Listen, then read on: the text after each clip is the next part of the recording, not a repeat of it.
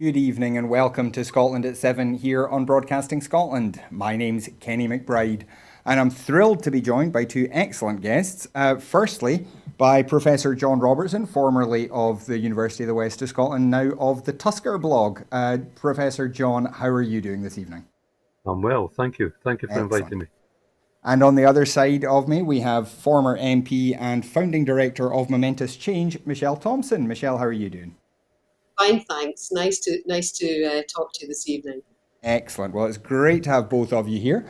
And we start this evening, as we always do, with our coronavirus statistics update. So, as of 2 pm today, a total of 968,169 people in Scotland have been tested through NHS Scotland labs and UK government regional testing centres. Of these, 907,766 were confirmed negative, 60,403 were positive. There were 1,202 new confirmed cases of COVID 19 in Scotland today, and sadly, 28 new reported deaths. This will, of course, be an underestimate of the total number of cases, as not everyone with the virus will display symptoms and not everyone will necessarily get themselves tested. As always, we urge you, if you are showing new symptoms of a dry, persistent cough, a temperature, or a change in your sense of taste or smell, then please do book a test as quickly as you can. Of the people who have tested positive, 1,117 were in hospital last night, 85 of whom were in intensive care. The number of patients in Scotland who have died from complications caused by the coronavirus infection now stands at 2,754. This number only includes those who have died in hospital having received a positive test for the virus. And the latest UK daily figures available show that 45,675 patients who tested positive for COVID 19 have sadly died from their illness, an increase of 310 since yesterday. This number refers to deaths in all settings, not just those in hospitals. And from the National Records of Scotland today, as at the 25th of October, 4,482 deaths have been registered in Scotland where the novel coronavirus was mentioned on the death certificate, according to statistics published today by National Records of Scotland. Between the 19th and 25th of October, which was week 43 of the year, 106 deaths were registered that mentioned COVID 19 on the death certificate, representing an increase of 31 deaths from the previous week. 2/3 of those who died in the latest week were aged 75 and over, 15% were aged under 65. In the latest week, there were 44 deaths in Greater Glasgow and Clyde, 20 in Lanarkshire, and 14 in Lothian.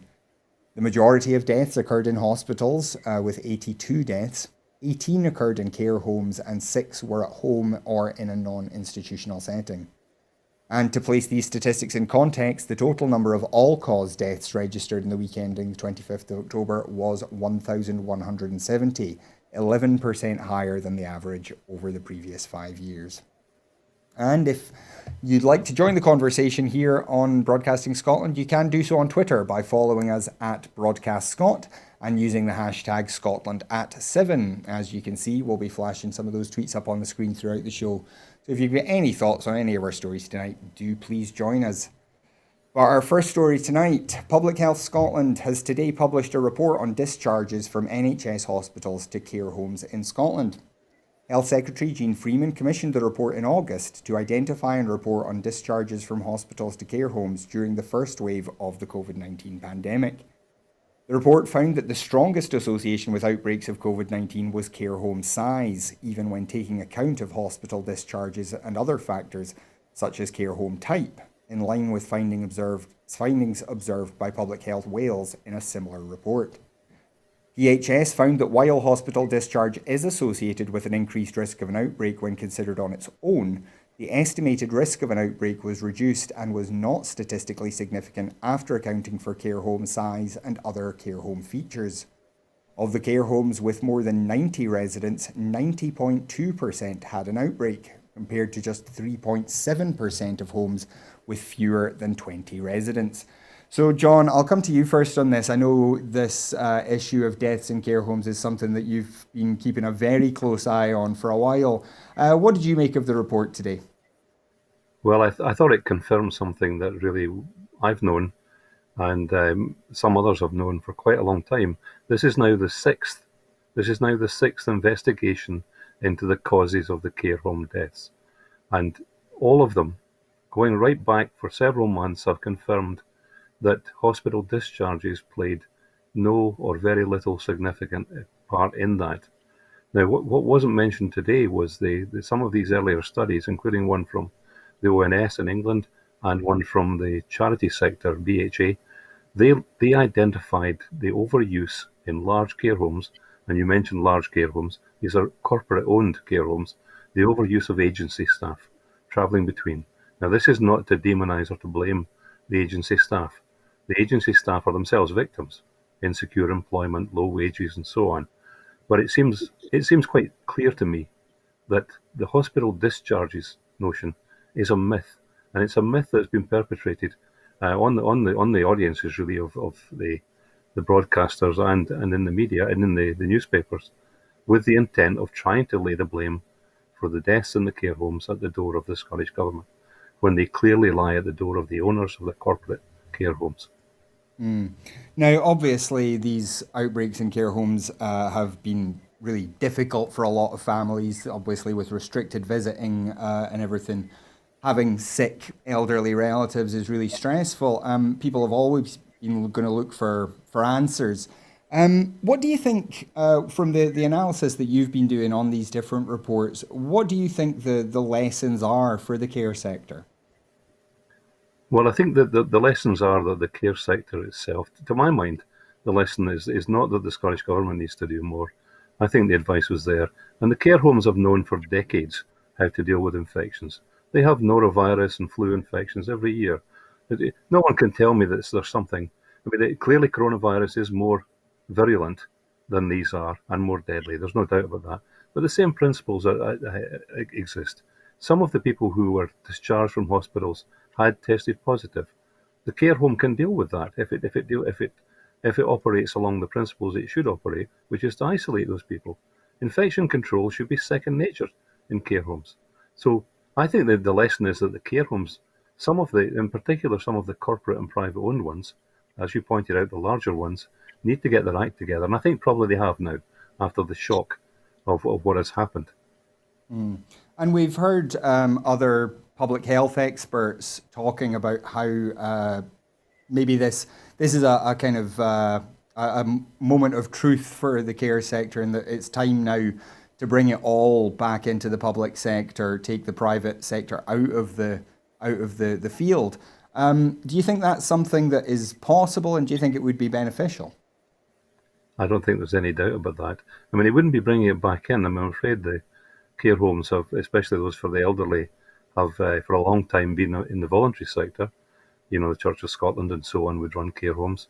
And we've had the exploitation of the sector now by corporations, often based in Florida or the Cayman Islands, who pay virtually no corporation tax. The system has been exploited, and I think they have failed. Now, I think the only solution, to my mind, is at the very least is to properly regulate this whole business and force upon these corporations the responsibilities they have.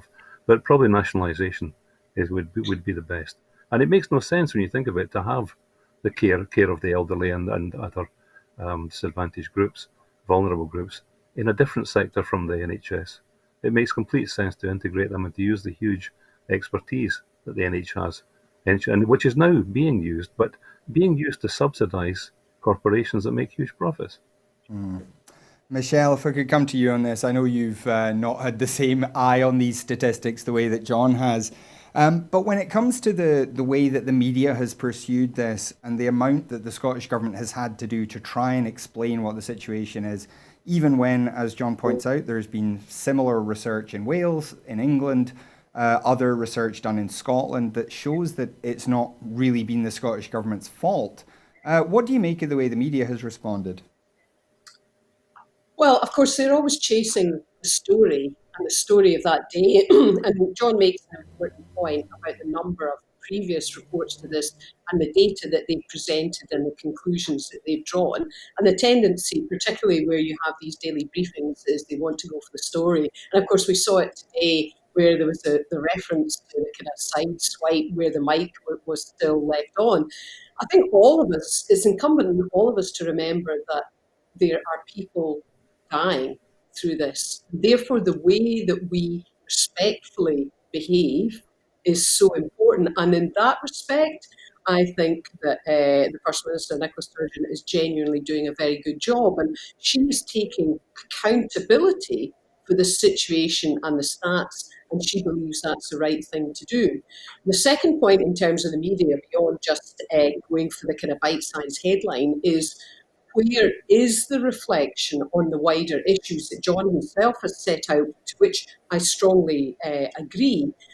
We have an issue with private care homes fundamentally.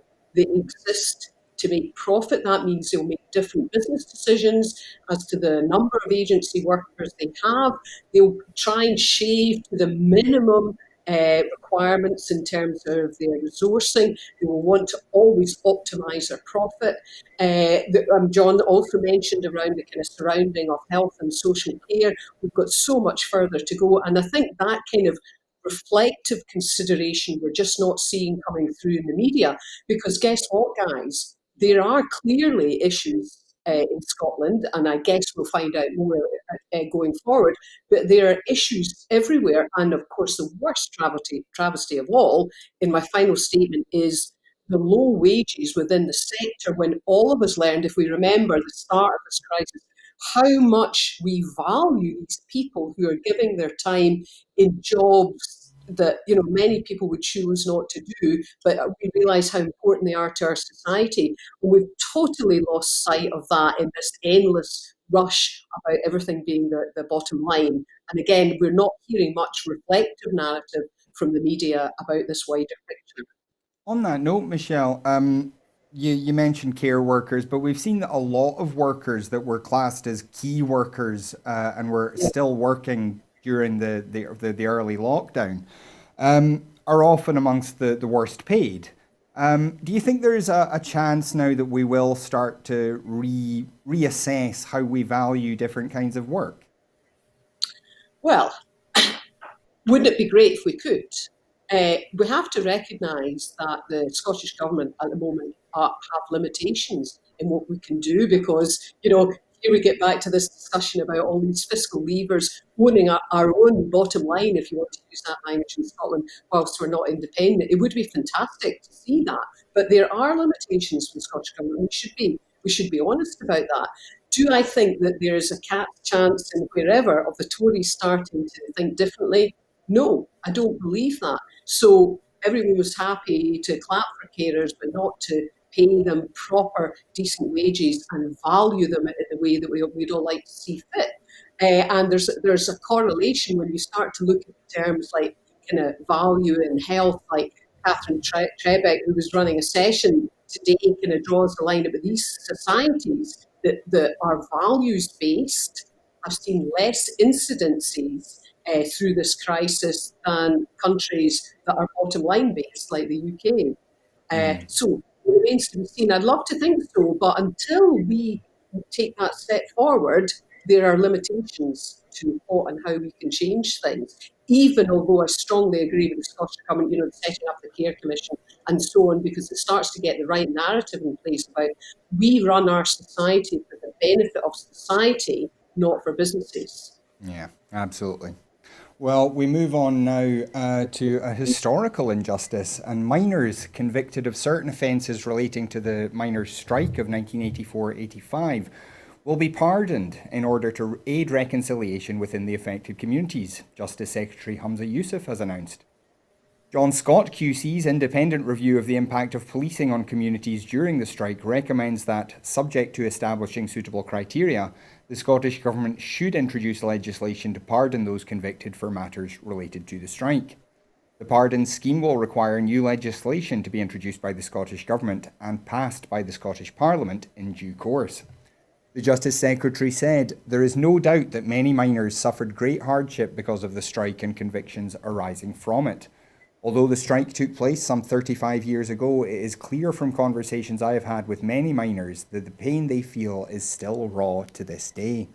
This collective pardon also applies posthumously and symbolises our desire for truth and reconciliation following the decades of hurt, anger and misconceptions which were generated by one of the most bitter and divisive industrial disputes in living memory." So, John, coming to you first on this. I mean, the miners' strike was a huge event in British society. We know we've learned in more recent years things like the way the BBC manipulated footage of the Orgreave, the Battle of Orgreave. We know that the media and the government were involved in all sorts of propaganda at the time. Do you think a pardon for some of these men who are now, either dead or close to it, is enough? Do you think this will aid some sort of reconciliation in those communities? No, I don't think it would be enough. I think it is to be expected that they be pardoned. I mean, it's almost ridiculous that they have not been pardoned. But clearly, I mean, mining communities were devastated by that particular experience. I had just begun teaching around that time, and I can remember sitting in the staff room marking jotters and watching the brutality against the miners. And while the miners I know were no softies, the treatment of their families was really quite excessive. And there's a remarkable parallel with the Conservatives reluctant to feed school children over the Christmas holidays and the way that they almost starved miners' families during that period. So I have tremendous sympathy with the campaigners. I'm entirely on their side. And Michelle, what do you make of this? Is this so late in the day? We say justice delayed is justice denied. Have these miners been denied justice? Do you think?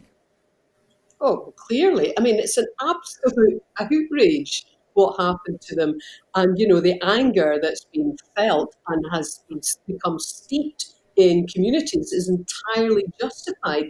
These people's lives were ruined deliberately and knowingly. When you hear about the circumstances where if they fell because they were pushed by somebody behind and they fell over the line, they were promptly arrested, or indeed they were given a hand and promptly arrested. It's an absolute outrage what happened. So all I can say is that thank goodness it's happening. It goes some way, but only some way, to recognise an historic injustice that has blighted lives and has blighted communities.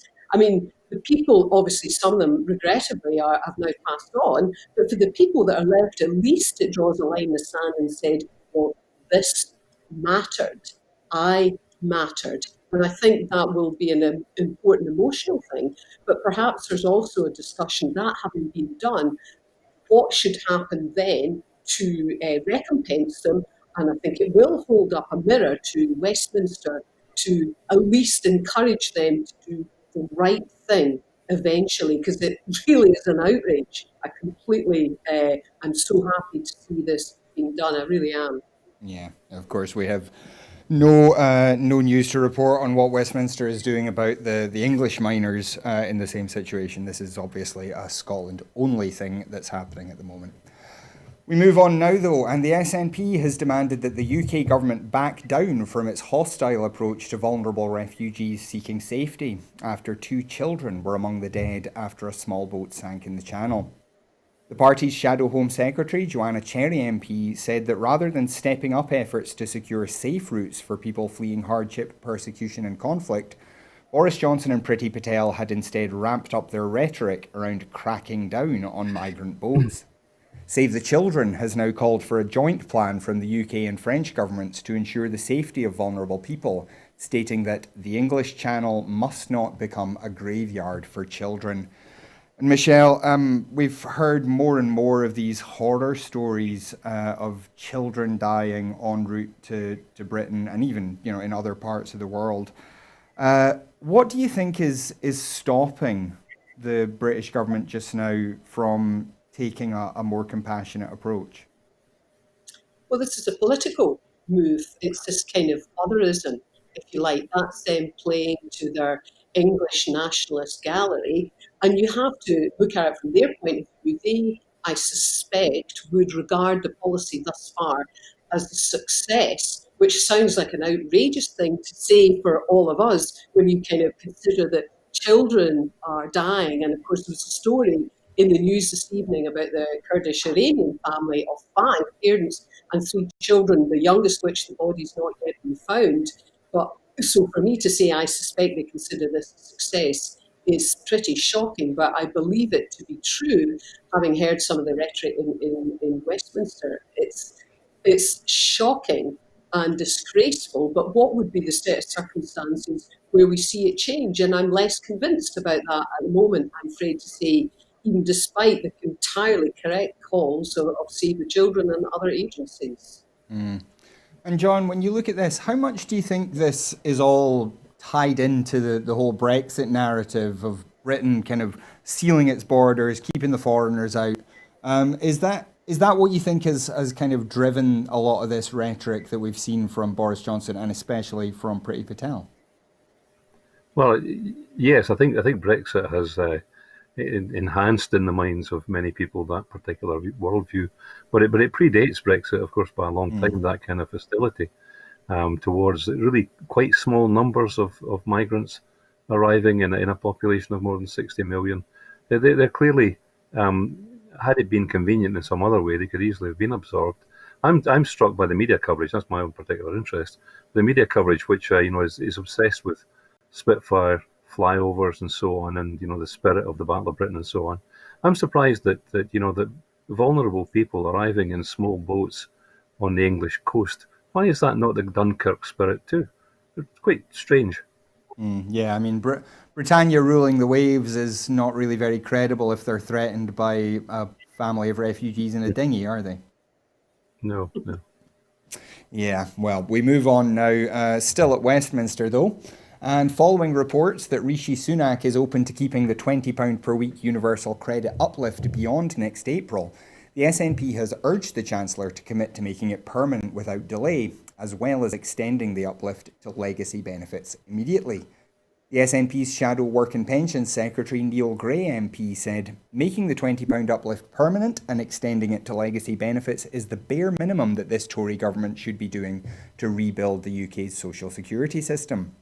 Earlier this month, the IFS found that this step would only undo at most 2/3 of the benefit cuts made since 2015, let alone those made during the coalition. Even with the universal credit uplift, people seeking work are still £1,000 per year worse off than in 2011. And again, Michelle, this is the UK government kind of swithering over whether or not to help the most vulnerable people. Do you think there is a chance that Rishi Sunak's mind is open enough that he will consider this extension to the uplift? Well, you kind of allude to something there. I suspect Rishi Sunak's mind will not be made up by the plight of people who are in the most desperate of circumstances, but rather will be made up by the kind of backroom dealing of what's happening with the Tories. And in some respects, we're still waiting to see how heavily the axe will fall in terms of a new, even worse austerity policy than we saw post 2008. And that's not yet certain. So obviously they tried to kind of, in terms of stopping the furlough scheme and tried to avoid introducing something new, and they had to concede in that. But when will the axe start to fall? And I'm not certain about that and how deeply. Because remember, at the end of the line, as far as the Tories are concerned, this is an opportunity to cut any public expenditure. And I believe, having again seen it firsthand, that they will always look for that opportunity, and that regrettably, people who are in the most desperate circumstances will be the bottom of the list. So yes, I absolutely believe that it should be extended. I believe that benefits should be considerably higher. We all know the evidence shows they've been cut and cut and cut. Do I think they'll do that? I have a dim view about it, and it's just desperate for people at the moment, but it's going to get worse. It's a shocking position to be in. Mm-hmm. And Michelle, this £20 uplift was introduced right at the start of the pandemic, basically in preparation for a whole lot of people becoming unemployed all at once. Yeah. How cynical, I think, a move do you think that was, that there were potentially people about to go into the social security system who hadn't seen it before, and that the level of benefit might seem insulting to them, that uplift was maybe a kind of face-saving measure for the British government? Yeah, I mean, if it was, I think that pace saving can only have lasted 5 minutes, as people realised the shock of all the conflicting things that they needed to pay. Uh, Perhaps it's provided when you sum up the total expenditure. It's provided a headline for the Tories, but unfortunately, people very quickly, quickly will see the reality of how they're being forced to live. And of course, the longitudinal effects on their family lives, on their children, and not forgetting as well in work poverty as well, because people with jobs is going to get ever more precarious as well. And that whole situation as well is just going to get worse. Now, John, to come to you on this, the UK government has kind of taken quite a hard line on financial support. We were told that the furlough scheme was ending without question at the end of October. There has been a slight change, made the replacement scheme slightly more generous in the last week or two, but it does seem that the UK government is determined to starve people back to work, even if it's to jobs that they're not legally allowed to do yet, doesn't it? Yes, I mean, I agree with everything Michelle said there. That and it's clearly something that can be done. The idea that it's somehow difficult is ridiculous. Huge amounts of money have been found for other purposes, to subsidise corporations, to invest in failed PPE schemes run by friends of the cabinet. There are huge amounts of money, obscene amounts of money in offshore accounts, which could be taxed, were there a will in this government to tax them, such that far more generous approaches to looking after the general population are possible. And we only have to look at other countries. When we look at what's happening in Ireland, look at what's happening in Germany, and probably many other countries, there is a will to protect the population, which isn't there in this government. Now, John, on the politics of this, I wonder, the governments obviously tend to do badly if the economy is doing badly, if there's high unemployment. And the Tories have relied quite a lot, particularly in the last election, on this swell in their working class support. I wonder, do you think they're going to be able to get away with this? That the fact that the election was only in December, that they've got 5 years of a term left, or 4 years left of a term still to go, that people will maybe have forgotten how bad things are now and are about to become by the time another election rolls round? I tend to think that they're fairly confident. I mean, the Conservatives are a very pragmatic group.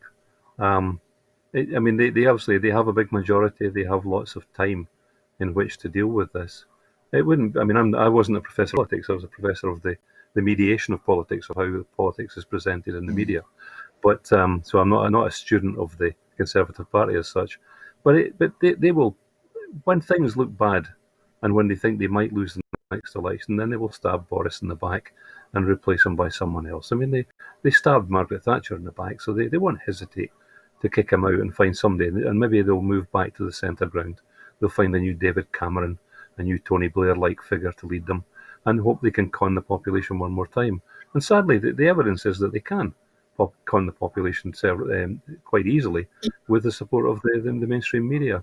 Even those media which claim to be centrist are liable, if the Tory party moves to the centre, to then wheel behind them and support them. Well, we are going to talk a wee bit about the media later on, but we'll move on just now. And people who have downloaded the Protect Scotland app will now be able to continue using it if they travel to Northern Ireland and Jersey. Scotland has developed its own federated server, which will ultimately allow for all proximity apps within the UK, Crown dependencies and Gibraltar to work with each other for the first time. From today, the first phase of this interoperability means that Protect Scotland will continue working when people are required to travel for essential reasons to Northern Ireland and Jersey. Those who have downloaded Protect Scotland do not need to do anything for this to work. They just need to keep the app active while they're in Northern Ireland or Jersey. Their phone will then be able to connect to the relevant apps in those places and continue to alert users if they have been in close contact with someone who has tested positive for coronavirus. Likewise, if users of Protect Scotland test positive in Scotland, any users of Stop COVID NI or Jersey COVID Alert who have been in close proximity will receive a notification. Work continues to make the Protect Scotland app interoperable with other contact tracing apps. An agreement has been reached so that the NHS COVID-19 app used in England and Wales and Beat COVID Gibraltar will join Scotland's federated server in early November. By developing its own server, Scotland now has the potential to make it easier for other apps elsewhere in Europe and further afield to also work with Protect Scotland. So Michelle, this is pretty good news, isn't it? That we're going to be able to not have to get a new app every time we go to another part of the UK. Well, theoretically, it's good news, but I suppose I would gently ask a question about how many people are travelling to Jersey. I suspect more are travelling to Northern Ireland, but I suspect that we're all waiting for the news of next week in terms of relative tiers. But there is less travelling going on at the moment. But of course, in principle, it's a good thing. But I suppose the other thing that you would pin on to that is the cost of development of the Scottish app compared to what's happened elsewhere in the UK, and the just outrageous cronyism and awarding of contracts to private companies as compared to the approach that Scotland's done. That, for me, is good what they're doing, but that continues to be the real story of the app. And long may it continue that we use our public sector to do that for the public interest. Yeah, now of course the Northern Ireland app had to be designed to work with the Irish system, so it was always in that situation. Then Scotland, I believe, built from that same architecture, while, as you say, we've seen this chaos as England has tried to develop its own world-beating app. What do you think that says about the differences in the way governments have approached this, where Scotland has looked around the rest of the country, around the rest of the world, for help and for models to work from, whereas the UK insists on doing everything its own way and not necessarily doing it very well? I used the word cronyism. I think the UK government has seen it as an opportunity to give valuable contracts to their friends, whereas the Scottish government has taken the attitude it's about building something for the common good, and therefore the associated architectures that go alongside it. And actually, although it's sometimes hard to see, that's much more akin to the attitude taken by other governments. This is a national crisis of which really all governments should be doing stuff in the national interest. And I suppose in the matter of awarding this particular contract, it cannot be seen as such. So I think the Scottish Government are doing the right thing. I can appreciate that some people may have concerns about data sharing, and I suspect there could be a debate around that further down the line, but that's not for just now. For just now is the public interest and protecting people. So I think they're taking the right approach there. And John, just to relate to that question about the app in England, I mean, there's billions of pounds that have been spent on this. Why do you think the UK government is so determined not to look at international good practice, not to look at cooperating? Well, I think they believe, the leadership in the Conservative Party believes its own narrative. They believe it's almost a Trumpian narrative of make Britain great again, and that everything has to be done from within. There can be no learning from anyone else. And of course, it's important to reward your friends and the wider membership of that elite, that Eton elite. It's sad but predictable, I suppose, that a party like that, at the right wing end of its continuum historically, would do this kind of thing and keep doing it. They're not going to learn. It's a powerful ideology that they embrace. Well, speaking of powerful ideologies, on the right of the Tory party, we come to Brexit.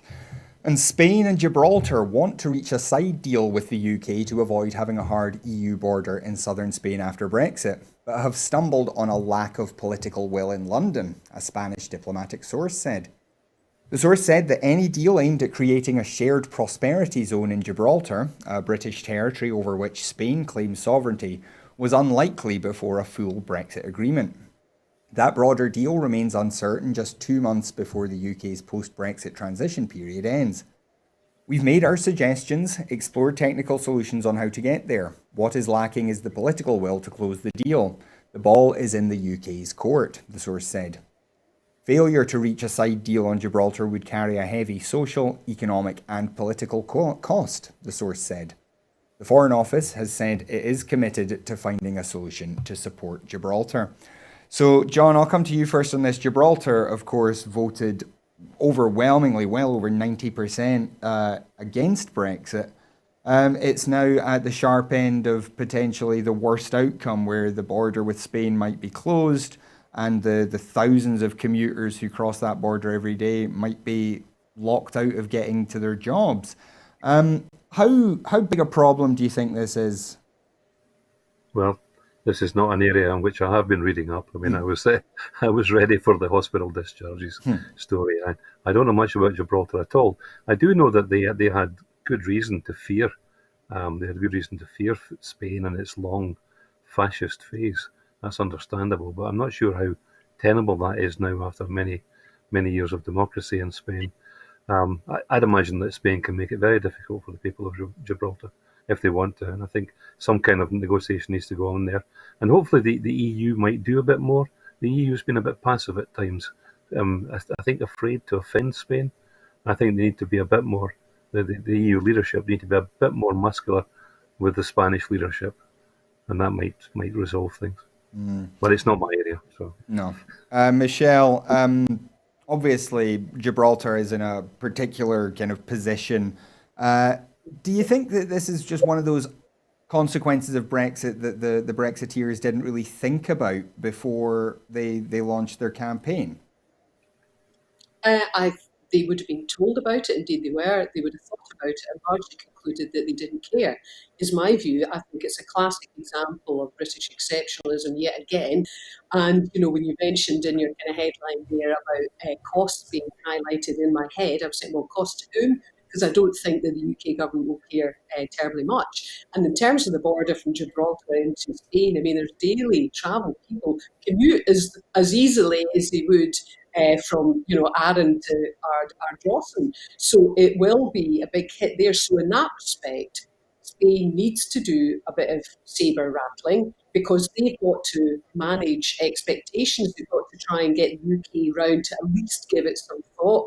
But if they're clever, they can manage it quite effectively with Gibraltar. And there's also there for a long-term kind of trajectory of what will it ultimately mean for the people there, and the kind of nature, the political nature of Gibraltar itself. And that's quite interesting because this has been called out a number of times all the way through the Brexit debate that this was going to be an issue. And largely the attitude of the UK government has been, we're listening, but the narrative they've demonstrated is, we're not bothered, we don't care. And I don't think they do, and they'll only care in as much as it suits them. But I do think it's interesting how the longer term will develop for Gibraltar.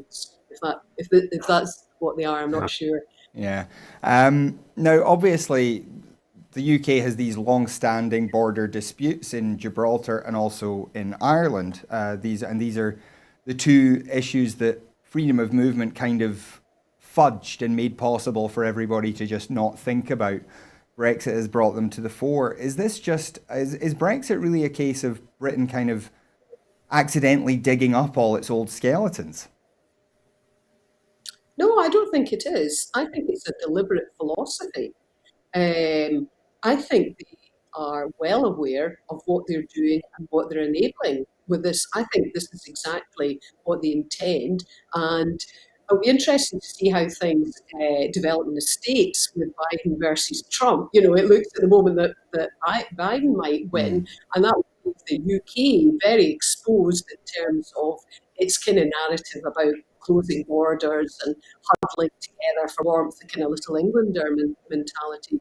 I think this is very deliberate, and I genuinely don't think they care terribly much about what happens in Gibraltar. And let's face it, we've had all the evidence that they don't care terribly much about what happens in Scotland. I mean, they've just ridden roughshod over our democratic rights, so why would they care about Gibraltar on the basis that it's quite far away and doesn't really add terribly much value to them?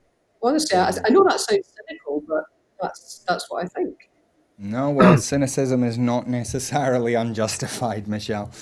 We Yeah. stay on the continent now, and Germany has decided to shut bars and restaurants for a month, and France has prepared to tighten controls on movement as the coronavirus pandemic resurgence across Europe intensifies.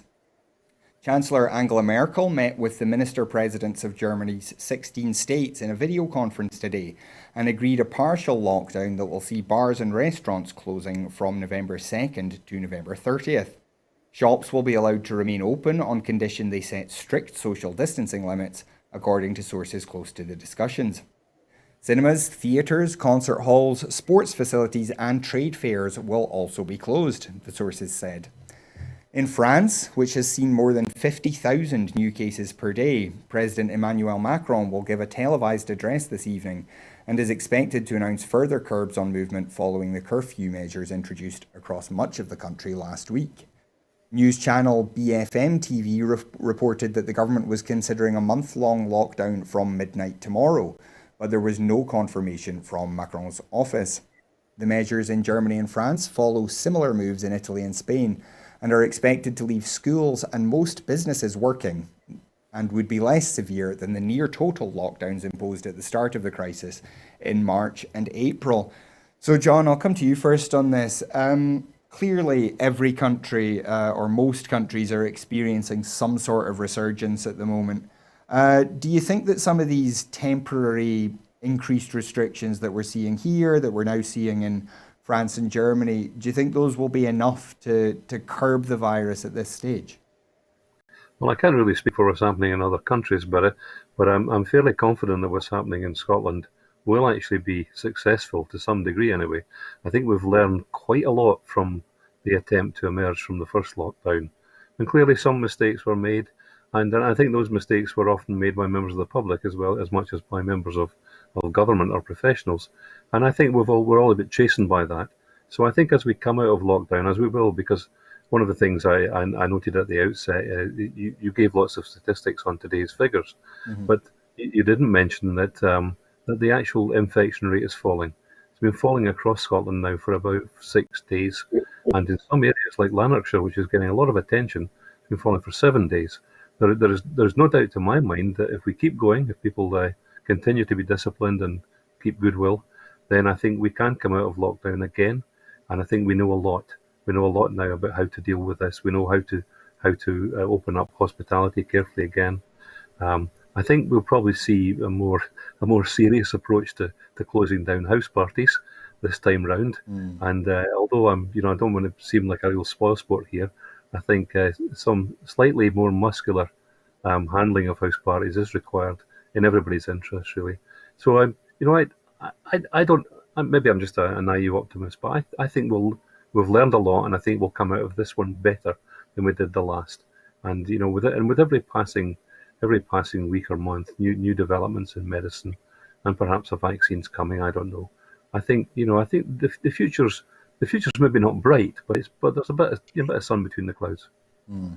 Michelle, are you as optimistic as John is?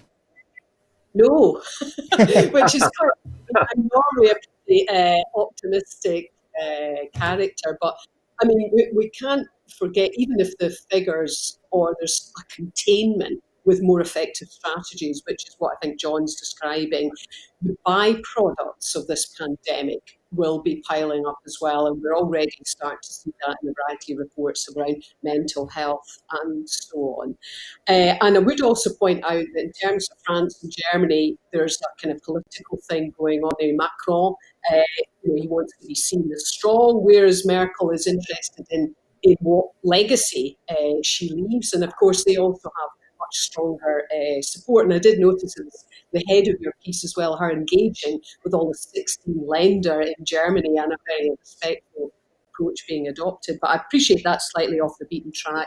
I genuinely am less optimistic because even though I agree with John that a great deal has been learned about how you manage these crises, and that will enable things to be done more effectively, I don't think we can underestimate the insidious effects of this on people in society. It's my belief that many people are finding it really quite wearying. They've been hunkering down, they've been hanging on for a long time. And I think this is why we're seeing these spillages of parties and so on, because some people are just getting fed up, particularly if they're young, going, well, I'm okay.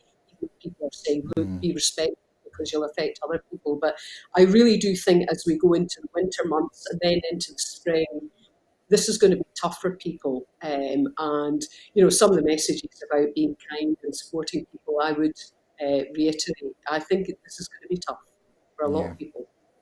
Yeah, well, we'll have to get you both back on the show sometime in a few months to see whose optimism or pessimism was most justified. Well, we move on now, and the Scottish Government has set a new ambition to increase offshore wind capacity to 11 gigawatts of energy installed by 2030, enough to power more than 8 million homes. The aim of substantially increasing the offshore wind capacity in Scottish waters supports the delivery of Scotland's 2017 energy strategy and the decarbonisation of heat and transport, and has been agreed following an extensive consultation with industry, stakeholders, coastal communities and environmental organisations. As well as outlining the economic opportunities offshore wind presents, the Scottish Government has also adopted a plan identifying suitable areas for commercial scale offshore wind projects. This will inform the first seabed leasing process led by the newly devolved Crown Estate Scotland. So, Michelle, is this the kind of thing the Scottish Government should be focusing on, do you think? Well, yeah, I mean, obviously, they've set their stall out very clearly about their decarbonisation strategy that's got many elements to it. And of course, I think that's something we all support.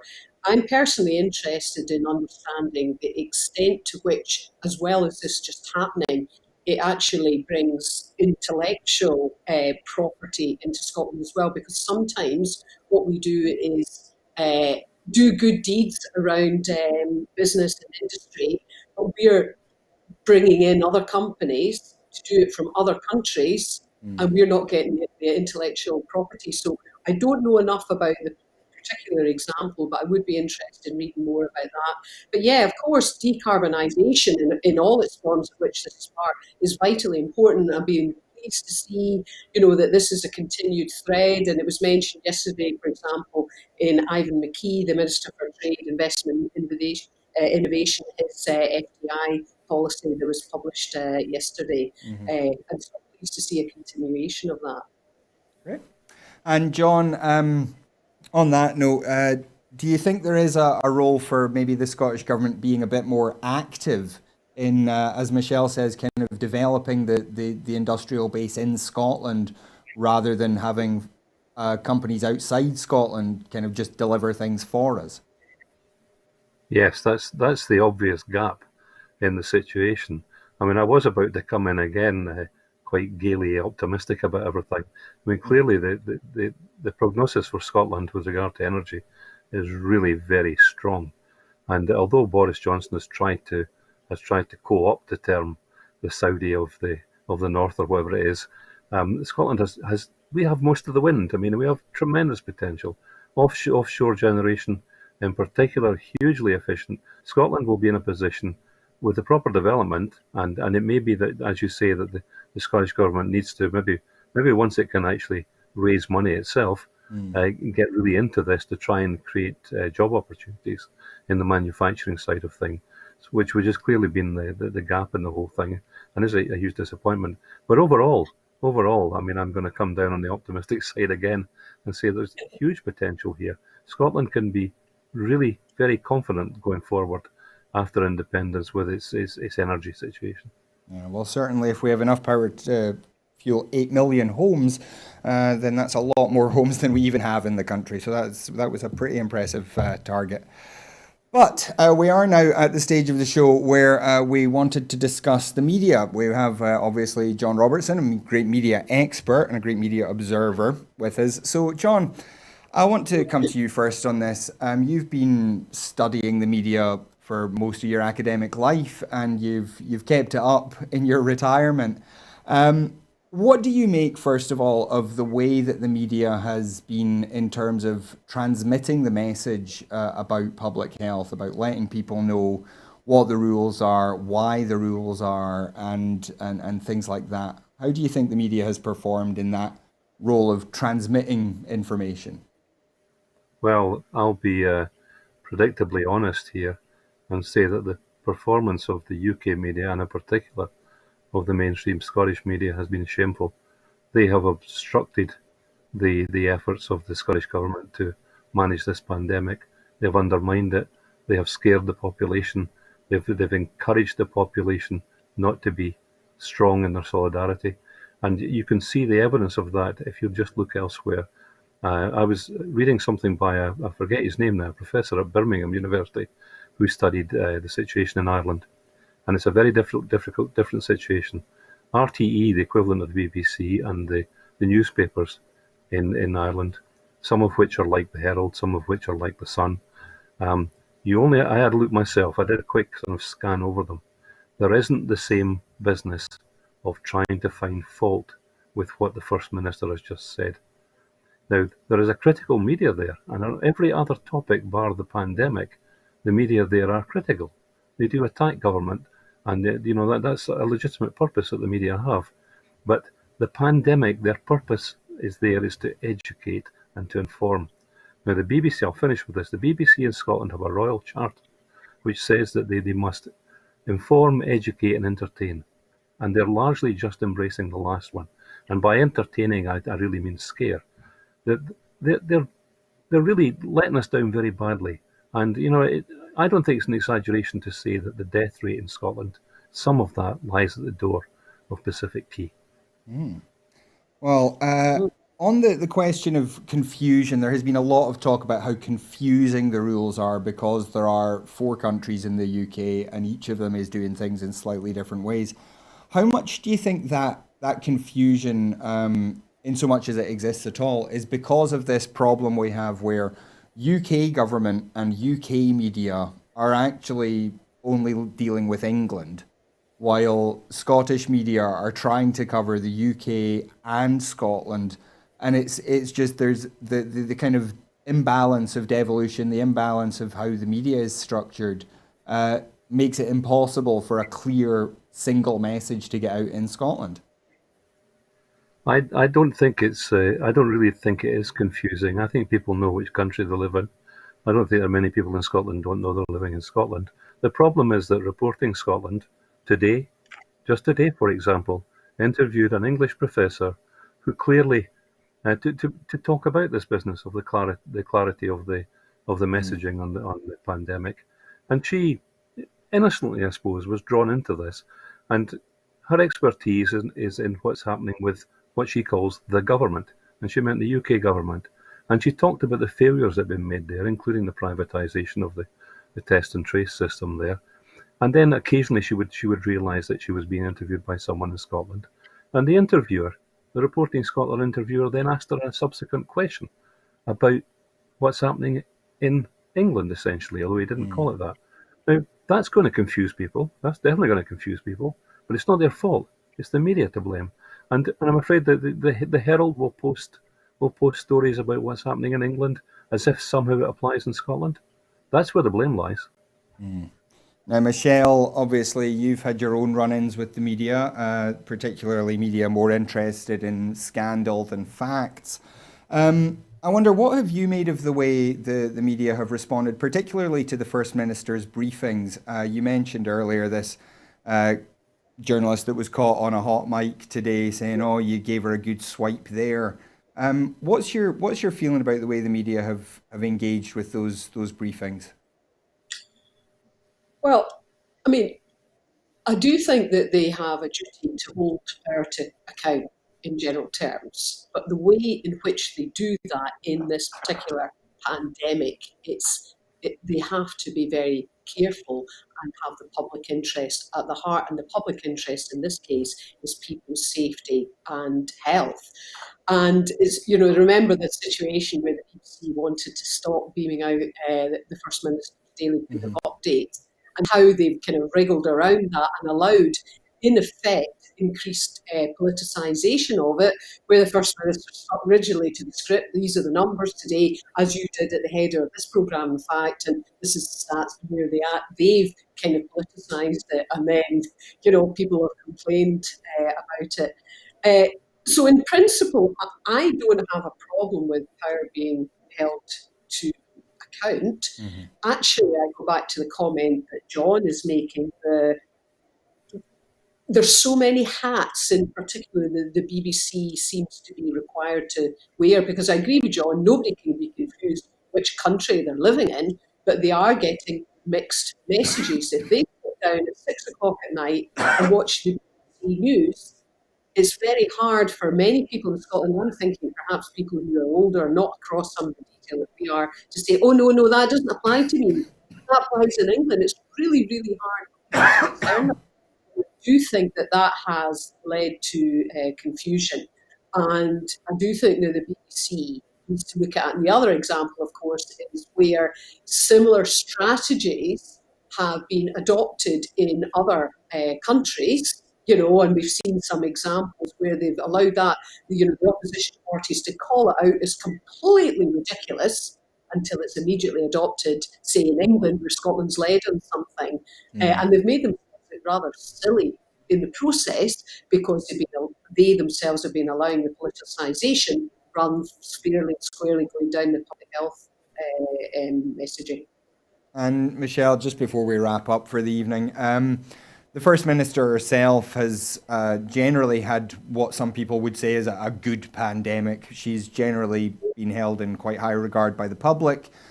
People are generally happy to hear from her, and they think she's doing a good job in explaining government policy.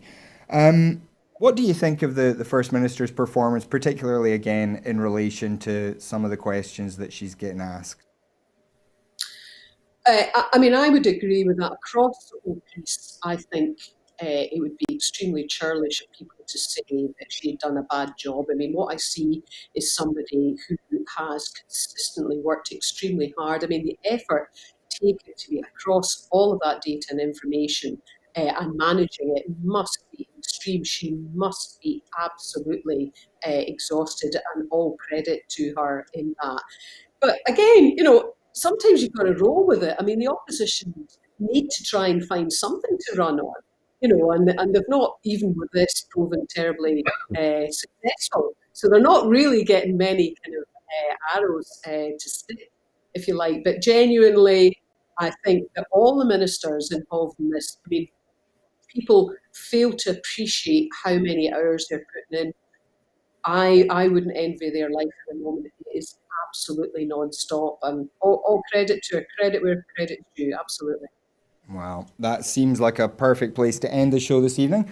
So I'd like to thank Michelle Thompson and John Robertson very much for joining us. It's been a really excellent show from my point of view, and I do hope we can have you back to do that assessment in a couple of months.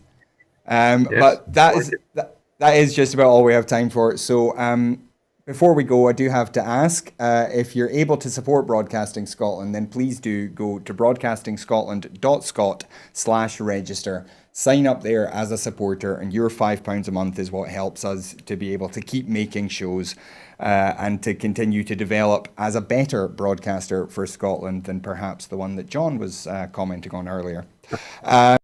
If you're not able to support us financially, don't worry, the shows will always be free to view online, but you can still make a big difference for us by following us on Twitter at Broadcast Scot, by liking our Facebook page, by subscribing to our YouTube channel and clicking the bell icon there. All of that will help us with the algorithms, and then you can help us even more by spreading these shows around. Share them with your friends on social media. Let them know why you support Broadcasting Scotland, and hopefully encourage them to give us a try as well. And finally, we say this a lot, but there is a lot of work to be done here at Broadcasting Scotland. We're always looking for more volunteers. So if you're interested in getting involved in any way, whether it's in front of the camera like me, whether it's behind the camera working on the technical side of things or on the journalism side of things, there are lots of opportunities here. So please do get in touch if you've got any interest in helping us out that way. But that is absolutely all we have time for tonight. So thank you once again to Professor John Robertson and to Michelle Thompson. Thank you to you again for joining us. We will be back again tomorrow at 7 with another episode. But until then, have a great evening. Good night. Thank you.